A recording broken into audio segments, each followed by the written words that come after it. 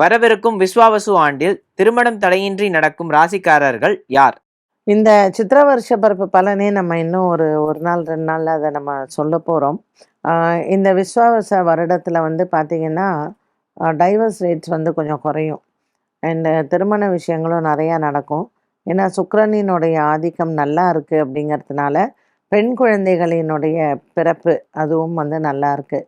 So இது எந்த ராசிக்காரர்களுக்கு இதெல்லாம் நல்லா அமையும் அப்படின்னு பார்த்தீங்கன்னா, மிதுன ராசிக்காரர்களுக்கு திருமணம் மற்றும் குழந்தை பாக்கியத்தில் நல்ல ஒரு இந்த ஆண்டாக அமைகிறது.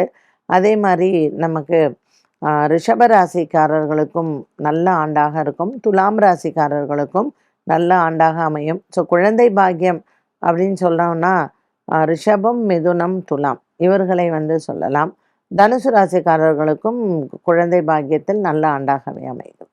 என்ன நேயர்களே, 12 ராசிக்கும் உண்டான பலன் மற்றும் பரிகாரத்தை பார்த்தோம்.